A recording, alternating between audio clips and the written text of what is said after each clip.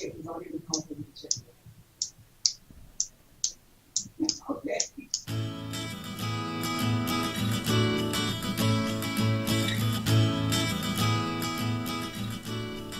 Streaming live via the internet, welcome to ISP Radio, your weekly source for ISP-related news, events, and interviews with industry experts.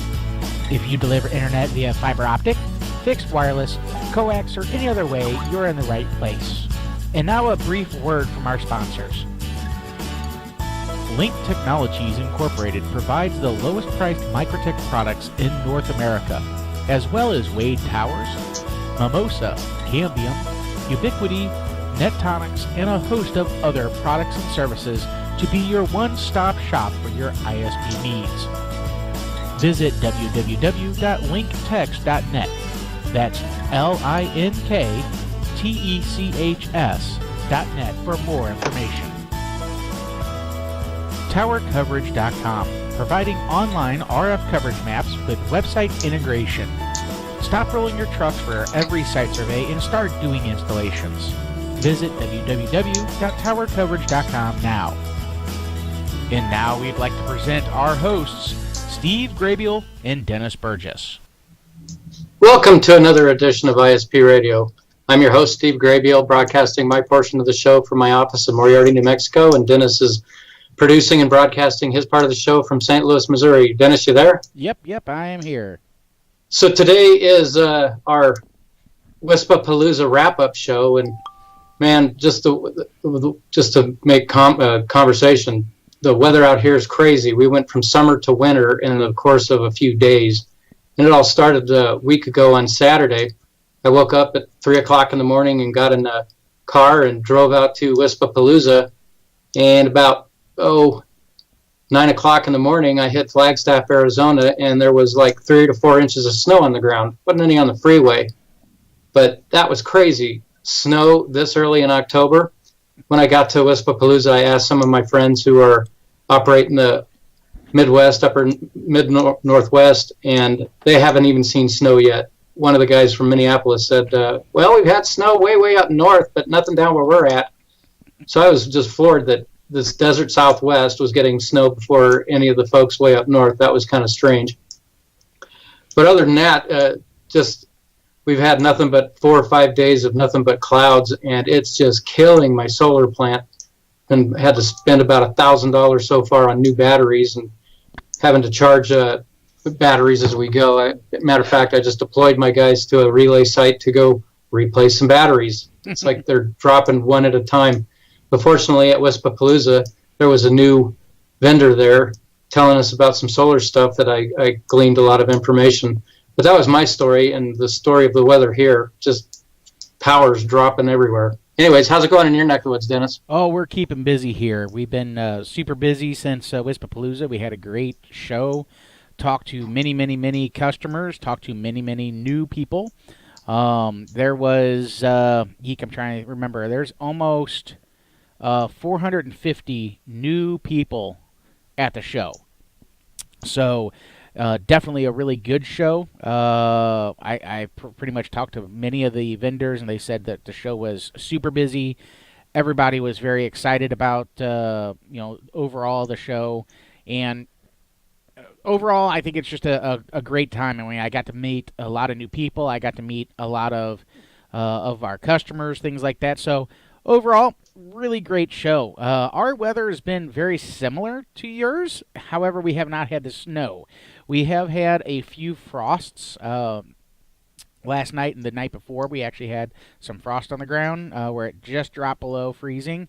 But whenever I came back, the pilot that brought us back to St. Louis, they go, just so you know, it went straight from summer to winter here because it was 40 degrees outside, which is really odd for St. Louis to go that cold that quickly. But, I did see a wonderful mime on Facebook, and it says, I don't always run my air conditioner and heat in the same week. But when I do, I live in St. Louis. Fortunately, I got one of those nice little thermostats that it actually kicks between heat and AC, so I don't have to go switch the little switch like my last thermostat I had. So it's actually very nice. But yeah, it's been very, very cold out. Uh, it actually rained a lot. I actually cut my grass prior to me leaving to Wispapalooza, and when I got back, I had to cut it again. And I Wow. really thought that maybe beforehand that was probably gonna be my last cut, and I literally had to cut it again because it was so tall. And we had plenty of rain. When I landed on Friday morning, it was raining, and it rained all day. So lots of rain, which of course promotes very good grass, but means you have to cut it too. So, Yeah. but overall, the show was an excellent show as normal. I can't sit there and say that it wasn't. It was a great event. Um, there was a couple product announcements that I enjoyed ish, if that makes sense. Ish. Yeah, there wasn't nothing ground shattering that was released at the trade show. So I do believe Cambium is releasing their CN switches or something like that. I'd have to look up what the name of it is again. But Didn't they release their 450 Medusa? yeah, Or has no, that already been out? that's been out for a while. That's been out for a while. There was a Cambium switch. So Cambium basically released they had their CMM4s and things like that, and they basically released a new switch that is basically replacing that. I'd have to do some searches here. But they do have, I think it's like 2 or 3 different switches that they have released. I don't know if they're in production. I don't know anything more than that. I kind of talked with them, if that makes sense. But to be honest with you, I was very busy with my booth. Training in your own booth. Yeah. So, that was probably one of the big ones that I seen there. Visp.net, they are touting their new web platform. So it basically directly integrates with their Java version, but with no Java, which is awesome. I'm like, yay, finally. So that's a cloud service? Yeah, I mean, Visp is a billing platform that we have quite a few customers on. It does work extremely well. There's definitely no problems with it, but they currently have a Java version that they let you install, and then it runs on your desktop. The new version is it's actually a very similar form to what we're probably going to be using for our next version of tower coverage, if we ever get to that. But it actually uses a number of technologies to create a web-based system, so that basically it operates very similarly to the Java version. So uses the same data at the same time, which is really cool. Of course, those are always really, really good. So, we've been that they have that new version coming out, so that's really good. Yeah. I'm just trying to think of what else was released. Mimosa released their new CPEs, super cheap. I think the CPE costs $49 or $59. And then they have different, very similar to the RF Elements design, where they have the zero insertion loss, or they have zero loss by installing the antenna. They have several antennas that I think they have like a 9, a 13, a 19, and a 24, something like that on the 5 gigahertz. And it's you just install whichever one you want. And is it a horn or a flat panel? I think they have I think they have horns and dishes. Okay. I think the largest is a 25 dB dish, and it just again screws right onto the mount or the radio, or the radio just snaps into it. And I think the entire cost with the 25 dB is like $129 or $139 or something like that. It's very, very inexpensive. I could be wrong on those prices. I'd have to look through those, if that makes sense. Right. But that was definitely another thing. And I'm still trying to find these switches. Oh yeah, here they are. They will offer an 8 and 24 port option for PoE. They will have a non-PoE version. and they are called CN something. They do integrate with CN Maestro. And guess what? They don't really say which one it is or what the name of it is. So there we go.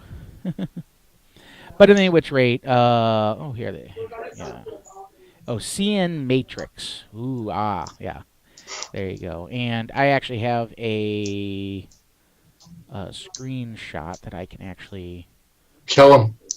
put up on the screen here. Let me get that screenshot and let me put it up on the screen here. But yeah, I mean that's just another product that they are offering, just like anything else, you know. Right. Well, I found at the show very interesting from the start of the show. Of course, the speed dating is always of interest, and my first table that I sat down at, just lo and behold, there was my friendly competitor up in Santa Fe, who I had not met before. Really great group of guys. And another one was a guy from Espanola who was just starting out a WISP. And it's interesting that you said that there was so many brand new people there. It was interesting to see that there were people actually there thinking of starting a WISP, going about it the right way, and coming to the show to see exactly what it's all about. Gotcha. Did you have any interesting conversations at speed dating, or did you even participate? Oh, yeah, we participated. We talked to plenty of people. There are plenty of people out there that's interested in starting a WISP, especially with some of the materials that we actually had created by WISPA, as well as the I'm trying to think. There was a document that we created, or that we helped create, independent study of the WISP industry, and shows how it's accelerating, that type of stuff. So there's a lot of people interested in that kind of stuff. But here's the CN Matrix switches that they have. Easy integration with CN Maestro, zero-touch deployment, which does make things easier. Wireless aware, so you can plug in CN pilots, things like that. And full Layer 2 and Layer 3 connectivity, 4 10 gig ports, or 2 1 gig ports, depending on which model you have. So it's pretty 10 pretty gig basic. copper? I'm sorry? 10 gig copper? No, 10 gig fiber. Okay. Yeah. Microtech actually has announced their 10 gig copper switches. We haven't seen them yet, but they're out there, or they're supposed to be out eventually, just like anything else, I guess. But there you go. I mean, that's definitely something new that from Cambium that we just showed you. I would have to go find the Mimosa images. I guess I could. And show you the new antennas and stuff like that. They actually might be on their website, which I guess I'll go to and see if they actually added it. It's called the C5X. Yeah, there it is. So we'll toss this up on the screen here. There we go. So basically you have a dish. So you have a 12, 16, 20, and 25, along with the C5X, which is the radio itself. So very, very cool design. They had a great show. They actually had something that was kind of outside of the main show. Very, very cool stuff. Actually, we got a little video here. Let's see if this plays pretty well. In the current 5 gigahertz market, you're faced with a dilemma. Either purchase many different integrated radios to get the performance they need, or use connectorized radios with costly external dishes to cover the required antenna gains. And with the growing noise and the unlicensed 5 gigahertz spectrum, no integrated clients currently support the booming interest in extended frequency operation up to 6.4 gigahertz. Until now. Introducing the Mimosa C5X, the industry's most versatile integrated modular 5 gigahertz radio. Designed for both point-to-point and point-to-multipoint operation, the C5X aims to disrupt the industry with a single, robust, and high-performance 5 GHz radio solution with modular antenna options. Escape crowded spectrum with extended frequency support from 4.9 to 6.4 GHz, including the U.S. Public Safety Band. With an ultra-rugged, die-cast aluminum design and cost-effective price points, the C5X is the go-to wireless solution for short to mid-distance applications. The C5X offers 5 different gain options. Its native 8 dBi gain can be increased to 12, 16, 20, and 25 dBi using Mimosa's modular N5X twist-on antennas. Whichever antenna you choose, the C5X provides best-in-class immunity from in-home or other interference sources with breakthrough front-to-back and front-to-side performance. Multiple antenna options with a single radio, streamlined installation, and reduced deployment and inventory costs. For point to multi-point mode, out of the box, the C5X can be used as a client at Ethernet speeds of up to 100 megabits per second. With the purchase of a single feature key, you can easily increase client speeds up to 500 megabits per second. For operation in point-to-point mode, a feature key, purchased for each radio, unlocks point-to-point speeds of up to 700 megabits per second. Gotta say, really happy with the modular design there. The twist-on adapter really allows for a lot of different antennas. Our installer can take one radio and different set of antennas in his truck and decide on site what to put on there for the installation. So it's very clean, very easy to install. Just love the look and feel of the product. Uniquely flexible with an unbeatable price performance, Mimosa's C5X radio and modular N5X antennas set a new benchmark in integrated wireless connectivity. So there you go. There you go. We got their little video there. Definitely neat stuff. They had a great event, and they really brought down the pricing on those units. So that's really kind of the cool thing about it is the radio itself is like 50. I think it's 50 or $59. It's very, very inexpensive, and then the 25 dB antenna is either 40 or $50 as well. So it's very, very inexpensive, or it might be $60. I don't remember which one it is. But are they shipping those products yet? I don't know. I know we have them on order. We've had them on order for a while, but I don't think that they have. I don't think they came over on the slow boat yet. So try that. Again, not sitting there stating that is not the case. I don't know. I don't follow all the products that well, if that makes sense. In other words, you haven't seen any moving yet. I have, they could have came in and they could have shipped out. I wouldn't even know. Right. But I mean, let's talk about some other people that were there at the show. We had Microsoft there. Yeah, that was different, huh? Yeah. So but they teamed up with Radwin, didn't they? They actually teamed up with a number of vendors that are offering TV white space solutions. I attended their vendor session because it was actually right before mine, and when we looked at that, or whenever I looked at their products, there was only one vendor actually shipping product. I don't think it was Radwin. I think it was I don't remember. I'm not going to say any names. In the TV white space arena? Yeah. There was Redline, Radwin, and like 2 other manufacturers, and only one of those had a product that you could actually buy today.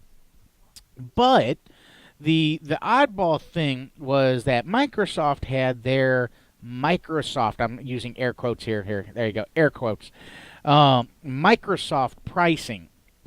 And it was kind of an odd deal. Basically, they didn't even want to give up any pricing information on the radios or the CPEs, which is really odd. Excuse me. But in the end, they finally said the prices. I mean, they're like, well, we can't release the prices. I'm like, why not? I mean, if you have a product to sell, you'd think you'd want to sell it. But apparently, Microsoft is either subsidizing the purchasing, something like that. And since it was their vendor session, they really wanted to sit there and state that, hey, we have our pricing, but you have to join our program so that we can track how many is installed, all that kind of good stuff. The bad thing that I heard was the AP price, which is still fairly expensive. It's better than it was, as well as the CPE price and then the number of channels required to get any decent bandwidth. The current manufacturer said they can bond 4 channels together in TV white space and get about 50 meg. Is that good or bad? I mean, if it's in an area that you can't cover at all because of so many trees, sure, it's great. The problem is at basically $1,400 per access point plus an antenna, it gets very difficult to start buying those and deploying them in an area that can't get service. Normally, those areas are very underserved, and now you're going to have to deploy a number of antennas on a number of towers to actually service those, and you have to have enough frequency space in the area. So like in my area, we have about 30 channels available to TV white space, so we actually have quite a few channels, which is good. But they're sitting there saying, they can currently bond 4 and get 50 meg-ish. I'm sure that will change as the number of subscribers go up, and that's not really a whole lot of bandwidth for today's users. But if it's the only thing they can get, then it's the only thing they can get. They had another manufacturer, and I thought it was Radwin or somebody. It was somebody else. Again, I'm not going to, I guess I said names, but I'm trying not to. They will have a product that they can bond 6 channels, and they'll get 300 meg. Now we're talking. Now we're actually at the speeds that we can actually do something with. The problem is their product doesn't come out until late next year. So I'm like, really? I mean, I don't even know why you're even sitting at this table, because guess what? Yes, you are a Microsoft partner, and yes, you are at the show, but in all practicality, you're not going to give us anything until late next year. And until then, we have to wait. Now, I think there's Redline, and then there's Radwin. And Radwin actually makes really good 5 gigahertz gear. I mean, it's really nifty. It does have a price tag to go with it, and I bet you the price tag on their TV white space is going to be up there as well. So, I mean, it is what it is at that point. If that when you were in on that session, what is Microsoft bringing to the plate? Are they helping fuel this, or are they providing any technology? What's Microsoft's play in this game? The way I understood it was Microsoft was trying to offer some type of subsidized radios. So the current radios that are out at $1,400 are subsidized by Microsoft to get that price. Okay? I cannot confirm that. I did not speak with anybody to make sure that that's what was actually happening. However, Microsoft was trying to track that and to sit there and state that, hey, we have all of these customers, so we want better pricing, that type of stuff. Mm-hmm. So that's kind of what Microsoft is there for. It's kind of a what's the right word? It's kind of a not a play, but it's them trying to help the WISP industry. So there you go. But I don't know their obviously their ultimate goal is to sell Windows licenses and to sell licensing and cloud services. And right. If they get more people on the internet with a decent connection, they can do that. So it does go across that game for them to help people getting internet access. So as far as other manufacturers, Ubiquiti did not really have anything new. Cambium just has their switches. They still are in progress for the EPMP 3000, which I think they said is still scheduled for release in November of this year. It has not happened yet. We did look at a number of IPTV solutions. They're definitely starting to mature. They're mostly all the pricing that I've talked to people, and I had to sign NDAs to get said pricing, etc. Most of the pricing is still, for the most part, out of the reach of, not necessarily out of the reach of most WISPs to build a product that they can sell and make money. However, what they can do is they can sell it at near cost, and that makes the customer more, quote, sticky, if that makes sense. So now you can do the phone, TV, and internet service. You make the money off the internet service, and the phone service, but the TV you're not really making a whole lot on. There are various applications where once you get up to a certain number of customers that, yes, you can make money on it, but most of it is just not there yet for the small provider to make some cash. Not a lot of cash anyway. Bicom, they were there. They actually had some nifty products as well. New phone systems. They support tons of phones, all that kind of good stuff. So it's really nothing new in that aspect. I'm just looking at the WISPA vendor. The newer vendors. I'm looking at the vendor map and actually going down some of these, and I sat in on a RF Elements presentation that Taus's put on, and while he was going through it, talking about their horns and stuff, he mentioned that there's a tool that they have online that you can use to determine what kind of down tilt, because we interviewed Tausus on the show a couple weeks ago, and I said, looking at all the horns on these towers, you have no down tilt. Well, on the website, you can go there, you can manipulate down tilt, and it'll tell you what you can expect your frequencies to be. Pretty slick tool that he had there. And while I was there, I ordered up a couple of horns because I doing final build out, going to put a couple of microticks behind it to get rid of some 4G stuff that I'm still operating. Yeah. But that was interesting. Taus always puts on a good presentation.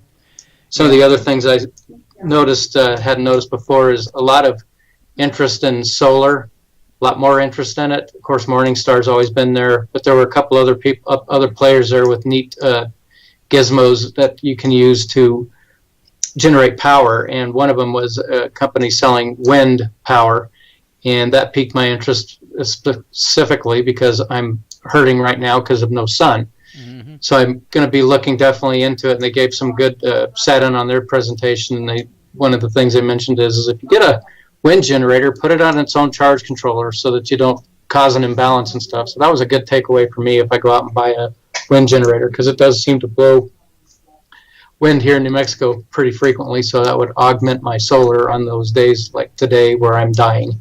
Gotcha. Yeah, and I mean, keep in mind, you have to oversize your system. I mean, there's no way around it. You have to assume that you need to last. I think it's 3 to 5 days. Yeah, that's what I've engineered for, but we're past very 3. Little charging on it is really what you need, because you get one line of storms that last 4 days. Now you basically don't collect that much on those days, and guess what? You're out of power. So. Normally what I would sit there and say is, take a generator out there and plug a charger into it and charge the batteries.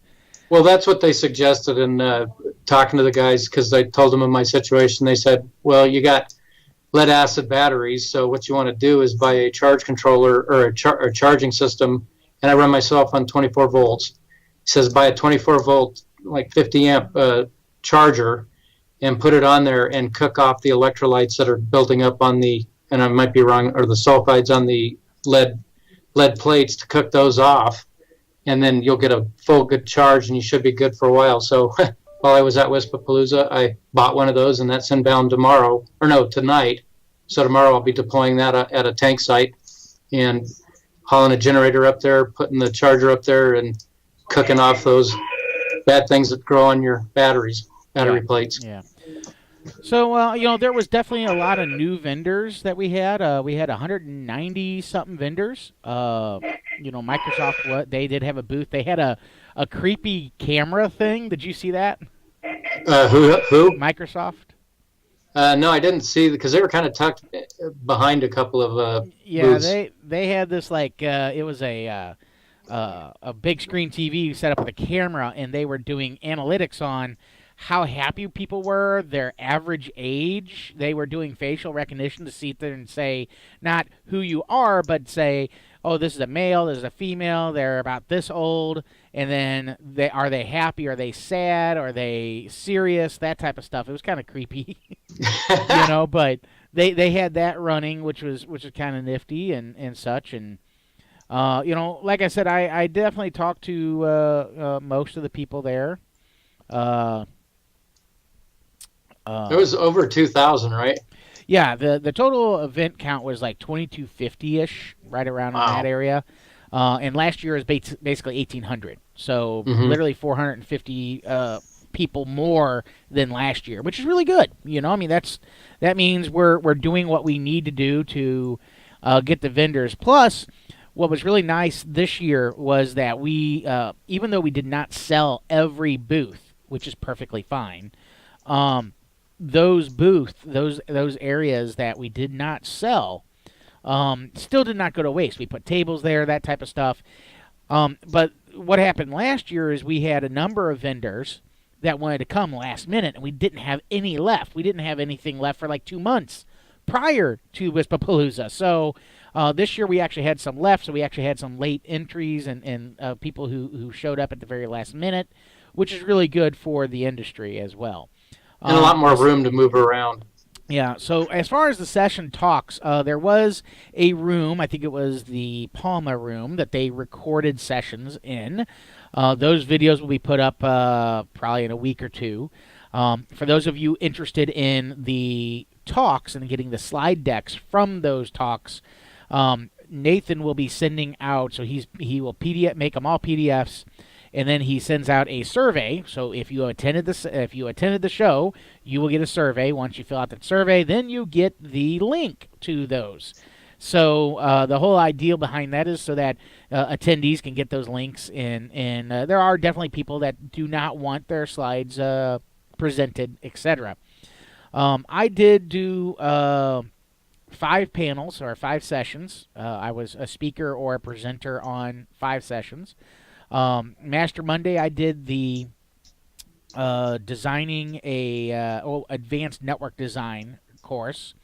That course was 3 hours long, and we literally went 45 minutes over, and basically said, okay, we have to shut it down. We have to keep going, because the people who wanted to start the next session was anxious to get in and get set up. So that session was a really good session.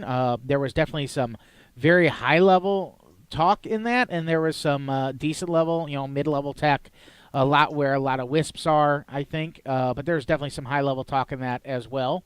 It ended up being a really great session, and the fact that it went 3.5 hours says that probably needs to be a longer session. Later that day, I attended the second session, which was the advanced RF design. We actually ended that a little early. That was a 4-hour session, and I think we did like 2.5 to 3 hours on that. Got a lot of great information down, showed users how to plan your next tower site, that type of stuff, which is really great information. And then I believe Cambium came up there and talked about RF design and channel planning and all that kind of good stuff. And literally we went until we didn't have any more questions. So we had plenty of time, and we used it to the best of our abilities. Yeah. There's a few things that I took away from the show other than visiting all the new vendors and such. Was it's communication with your other WISPs. At the show, I like to brag that this show will pay for itself going forward, in the fact that I was talking to a couple of fellow WISPs, and they said, yeah, internet services is a non-taxable item, and I guess the FCC mandates it. So yeah. I went in and sat in on an accounting 101 class, which really wasn't 101. It was pretty intense. Anyways, the gentleman up there started talking about his telecom accounting, and I threw out a question there, hey, I'm in New Mexico. And he goes, oh, yeah, I got a client there. And I go, I've been paying gross receipts on my internet services for 15 years. Talk to me after the show. We can help you out. Yeah. So hopefully I will be getting some GRT back that I paid into. And if I do, then that's paid for any subsequent WISPAPALOOZA I ever went to. Right. One of the other things is I've been dealing with a tower owner who is not so ethical. And one of my friends said, oh, yeah, talk to Steve Coran. He helped me out of the same predicament.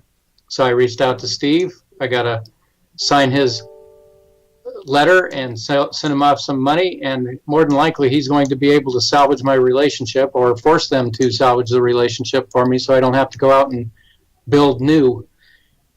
The last thing that I walked away from there, talking to amongst a lot of other WISPs, is becoming a CLEC. And in some states it's real easy, some states it's not.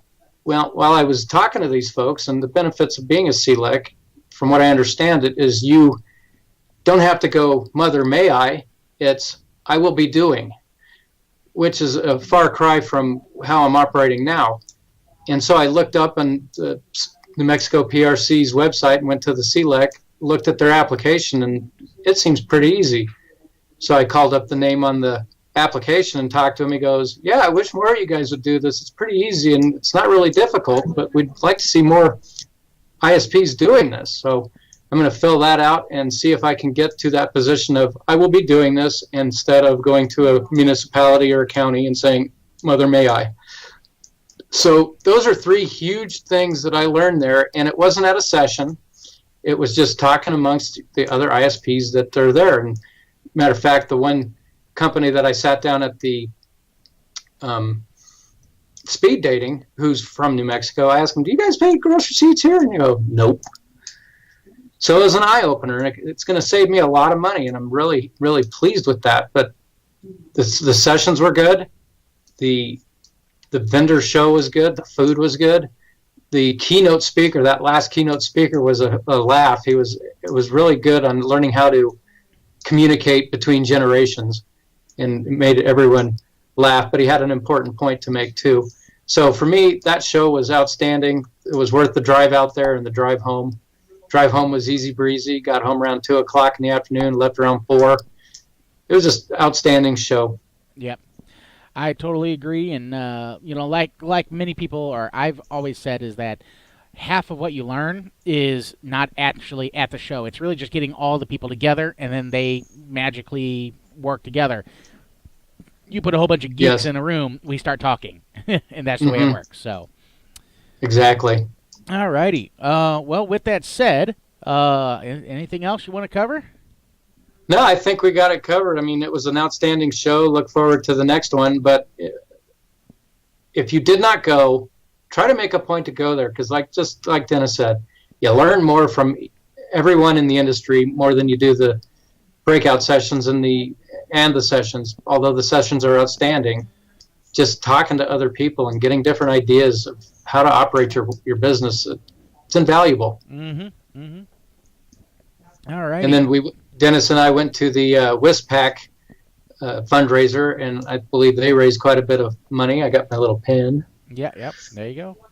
And that was fun. And hopefully here soon we'll have those folks on the show to talk about what WISPAC is doing for the industry on the Hill, and we can maybe drum up some more support for that organization.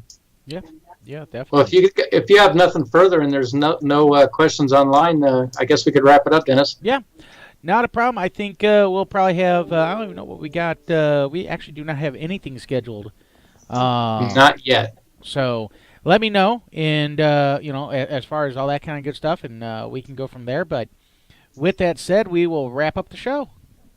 Well, thanks a lot, guys. Have a great week. Thank you for listening to ISP Radio. We hope you've gained new insights and additional wisdom in our industry as well as your business. Please remember to visit our show sponsors via the links on ispradio.com. If you're interested in becoming a show sponsor, contact us at sales@ispradio.com. Now go out there and push those packets as fast as you can. Good luck and Godspeed.